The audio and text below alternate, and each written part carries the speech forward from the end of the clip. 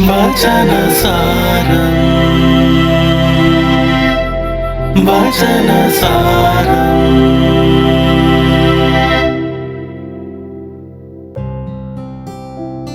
ഈശോ മിശിഹായ്ക്ക് സ്തുതിയായിരിക്കട്ടെ.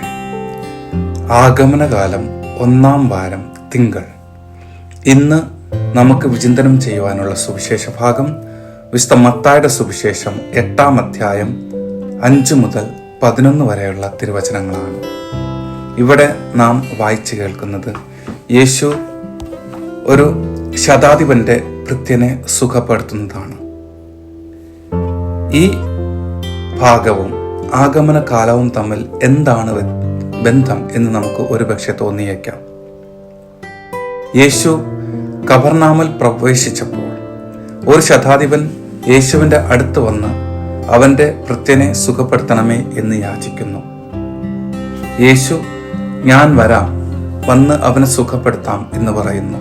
എന്നാൽ ശതാധിപൻ പറയുന്നുണ്ട്, കർത്താവേ, നീ എൻ്റെ ഭവനത്തിൽ പ്രവേശിക്കുവാൻ ഞാൻ യോഗ്യനല്ല. നീ ഒരു വാക്കുച്ചരിച്ചാൽ മാത്രം മതി, എൻ്റെ ഭൃത്യം സുഖപ്പെടുമെന്ന്. സ്നേഹമുള്ളവരെ, ഈ ആഗമനകാലം യേശുവിൻ്റെ വരവിനായി കാത്തിരിക്കുമ്പോൾ നമുക്കും ഉണ്ടാവേണ്ട മനോഭാവം ഇത് തന്നെയാണ്. കർത്താവേ, നീ എൻ്റെ ഭവനത്തിലേക്ക് വരിക. എന്നാൽ നീ എൻ്റെ ഭവനത്തിലേക്ക് വരുവാൻ തയ്യാറാണെങ്കിലും നിന്നെ സ്വീകരിക്കുവാൻ ഞാൻ യോഗ്യനല്ല.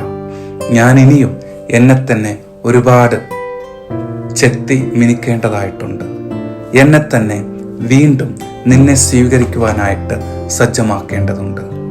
അതിനായി ഞാൻ ഇനിയും ഒരുപാട് ഒരുങ്ങേണ്ടതുണ്ട്.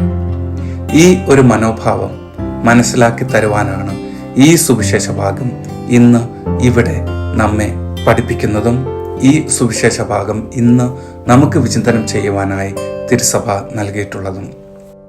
കർത്താവിനെ നമ്മുടെ ഹൃദയത്തിൽ, നമ്മുടെ ജീവിതത്തിൽ കടന്നു വരുവാൻ തയ്യാറായി നിൽക്കുന്ന യേശുവിനെ സ്വീകരിക്കുവാൻ നമുക്ക് യോഗ്യതയുണ്ടോ? നമ്മളിപ്പോഴും അതിന് യോഗ്യരാണോ എന്ന് വിചിന്തനം ചെയ്തുകൊണ്ട് അതിനായി നമ്മുടെ ഹൃദയങ്ങളെ സജ്ജമാക്കി യേശുവിനെ നമ്മുടെ ഹൃദയത്തിൽ സ്വീകരിക്കുവാനും ജനിപ്പിക്കുവാനുമുള്ള കൃപാവരത്തിനായി നമുക്ക് ദൈവത്തോട് യാചിക്കാം. ഈ ആഗമനകാലം അതിനുള്ള ഒരുക്കത്തിൻ്റെ ദിവസങ്ങളായിരിക്കട്ടെ. അതിനുള്ള കൃപയും വരദാനങ്ങളും ദൈവത്തിൽ നിന്ന് നമുക്ക് ധാരാളമായി ലഭിക്കുമാറാകട്ടെ. ആമേൻ. വചനസാരം